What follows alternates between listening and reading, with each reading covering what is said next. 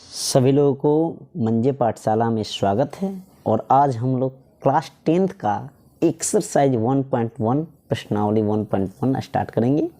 इसमें HCF ज्ञात करना है, हाईएस्ट कॉमन फैक्टर ज्ञात करना है, यानी मौसा ज्ञात करना है, महत्तम समापवर्तक, लेकिन यूक्लिड विभाजन एल्गोरिथ्म का प्रयोग करके। ठीक है, तो यहाँ पर हम 135 और 225 का हमको यूक्लिड विभाजन एल्गोरिथ्म का प्रयोग करके निकालना है। पहले यूक्लिड विभाजन एल्गोरिथ्म का नियम क्या होता है, उन्होंने बताया कि A बराबर BQ प्लस R। इसका मतलब क्या होता है, A बराबर BQ प्लस R। तो सबसे पहले हम आपको समझा देते हैं कि यह दोनों संख्याओं में सबसे बड़ा क्या है, 135 बड़ा है या 225। तो हम ऑफकोर्स जानते हैं कि 225 और उसके बाद हम B के स्थान पे क्या लिख देंगे, 135। मैंने ये प्रोसेस क्यों किया, अब ध्यान से यहाँ पर देखिए, हम आपको बताने की कोशिश करते हैं। भाग डिवीज़न का रूल्स जानते हैं ना, इसको कहा जाता है भाज्य, इसको कहा जाता है भाजक, इसको कहा जाता है भागफल और इसे कहा जाता है शेषफल। तो भाज्य को A कहते हैं, भाजक को B कहते हैं, भागफल को Q कहते हैं और शेषफल को क्या कहते हैं, R कहते हैं। तो सबसे इम्पोर्टेंट बात यहाँ पर समझने वाली बात यह है कि ए देखिए, तो भाज्य जो होता है ना, वह भाजक, भागफल और शेषफल तीनों से सबसे बड़ा क्या होता है, भाज्य होता है। इसलिए यहाँ पर देखिए, यहाँ पर जो हमने मैथ बनाया ना, तो A की जगह पर 135 और 225 में दोनों में सबसे बड़ा कौन था, 225। इसलिए मैंने A के स्थान पर 225 रखा, B के स्थान पर 135। तो अब हम भाग प्रक्रिया से अब इसका हम गुजारते हैं, ठीक है ना। अब इसको प्रोसेस में जाते हैं, 135 भाजक के स्थान पर और 225 को हम क्या, भाज्य के स्थान पर। हमने देखा कि एक बार में यह भाग लग जाता है। तो भाग लगने का प्रक्रिया देखिए, हम प्रोसेस बाई प्रोसेस बताते हैं। 0 यहाँ से 1 हासिल लेंगे, यह 12 हो गया, यह कितना हो गया, 90। शेषफल कितना बचा, 90। भागफल कितना आ गया, ये। तो हमारे पास एक फार्मूला होता है ना, यही फार्मूला है A बराबर BQ प्लस R। तो देखिए यहाँ पर देखिए, इसको हम क्या कहेंगे, A कहेंगे, इसको B कहेंगे, इसको Q कहेंगे, इसको क्या कहेंगे, R कहेंगे। तो हम उस पर प्रोसेस पे चल जाएंगे। A बराबर 225 हो गया, B बराबर 135 हो गया, फिर गुना Q बराबर क्या हो गया, Q बराबर 1, Q बराबर 1, आप प्लस R के स्थान पर क्या रखेंगे, 90। यह देखिए R के स्थान पर 90 है ना, 0 नहीं ना आया है। अगर 0 आ जाता तो मैथ खत्म हो जाता, लेकिन R के स्थान पे क्या आ गया, शेषफल हमारा 90 बचा है।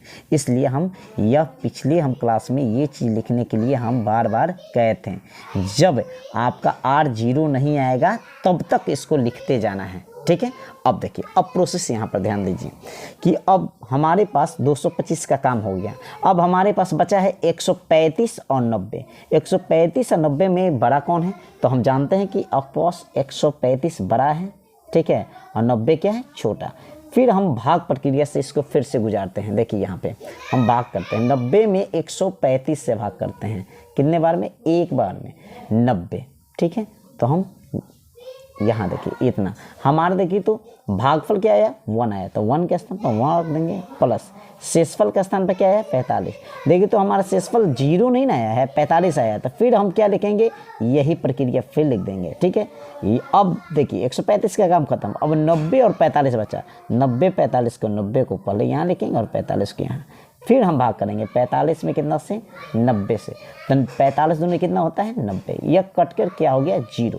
तो अब 2 से हम गुना कर दिए और शेषफल हमारा क्या आ गया, 0। तो अब यहाँ पे हम क्या रखेंगे, R बराबर 0। तो अब हमारा काम कंप्लीट हो चुका है, यानी कि यह हमारा जो होगा ना 45, यही 45 को हम क्या कहते हैं, HCF। यानी कि हमने यूक्लिड विभाजन प्रमेय का प्रयोग करके हम यह 90 नहीं, यहाँ 45 हो गया। यूक्लिड विभाजन प्रमेय का प्रयोग करके हमने यहाँ पर इसका HCF ज्ञात कर दिया, यानी कि HCF कितना हो जाएगा, 45 हो जाएगा, ठीक है। यहाँ पर ये वाला आपका HCF होता है, ठीक है। अब नेक्स्ट देखते हैं, सेकेंड नंबर क्वेश्चन देखते हैं। सेकेंड नंबर क्वेश्चन में है कि 196 और 38,000 220 का निकालना है, ठीक है। तो हम क्या करेंगे, यही फार्मूला फिर लिखेंगे, a बराबर बी क्यू प्लस आर, यह फार्मूला होता है। तो a बराबर बी क्यू प्लस आर, तो ये दोनों में बड़ा कौन है, तो ये है। तो 38,220 को हम यहाँ लिख देते हैं एक स्थान पे। तो देखिए हम भाग प्रक्रिया से गुजार देते हैं, 38,220 और 196। आप भाग कीजिएगा ना तो 195 बार में यह डायरेक्ट कट जाएगा, 195 बार में डायरेक्ट यह कट जाएगा, ठीक है ना। तो 195 बार में कट गया। तो हम देखिए ये दोनों में कौन छोटा था, 196 को यहाँ रखेंगे, 195 को यहाँ रखेंगे। आप फिर प्लस शेषफल कितना बचा है, 0, तो यहाँ पर 0 रख देंगे, r बराबर यहाँ पर लिख देंगे 0। तो हमारा जो HCF आया, HCF कितना आ गया, 196 आ गया। यही हमारा आंसर हो गया। थर्ड नंबर हम देखते हैं। थर्ड नंबर यूक्लिड विभाजन प्रमेय का प्रयोग करके हमको बनाना था, हम बनाना प्रारंभ कर दिए हैं, ठीक है। अब देखिए 867 है, 867 है और 255 है, 867 255। फिर वही प्रक्रिया से गुजारेंगे, a बराबर बी क्यू प्लस आर, ठीक है। तो ये दोनों में बड़ा कौन है, 867 को यहाँ रखते हैं, 255 को यहाँ रखते हैं। यह भाग लगाएंगे, तो भाग लगाएंगे तो कितने बार में, देखिए यहाँ पर तो भाग लगाते हैं। तो देखिए हम आपको टाइम की बचत कर देते हैं। प्रोसेस में हम जानते हैं कि 255 में 3 से गुना करेंगे और फिर शेषफल कितना बच जाता है, 102, ठीक है। तो हमारा ये हमारा शेषफल कितना आया गया है, 102। अब 102 और 255 में कौन बड़ा है, तो 255 बड़ा है। तो 255 को यहाँ लिख देंगे, 102 और फिर गुने 102 में इससे भाग लगाएंगे, 102 में इससे भाग लगाएंगे तो 2 बार में कट जाएगा और शेषफल कितना बचेगा, 51, ठीक है। तो ये भी अभी 51 शेषफल बचा है, ठीक है। तो हम ये लिखेंगे, हमारा 51 शेषफल बचा है। अब ये दोनों में कौन बड़ा है, तो 102 बड़ा है। तो 102, 51 दूनी 102 होता है, प्लस क्या हो जाएगा, 0, यानी कि r बराबर हमारा कितना आ गया, 0। तो अब देखिए तो हमारा 51 दूनी 102, तो इसमें जो HCF होगा, हमारा HCF जो होगा वो क्या हो जाएगा, 51 हमारा आंसर हो जाएगा। यह रहा आपका क्वेश्चन नंबर फर्स्ट जो हमारा था एक्सरसाइज 1.1 का HCF ज्ञात करना यूक्लिड विभाजन प्रमेय का प्रयोग करके हम ये बताने का कोशिश की। हम समझ सकते हैं कि हमारे बच्चों को अच्छा से समझ में आया होगा।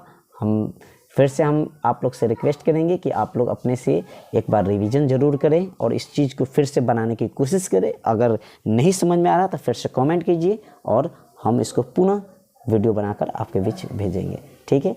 सबको धन्यवाद, थैंक यू हमारे वीडियो को देखने के लिए। और अगर आपको वीडियो अच्छा लगा तो हमारा वीडियो मंजे पाठशाला को सब्सक्राइब और लाइक ज़रूर करें। धन्यवाद, थैंक यू।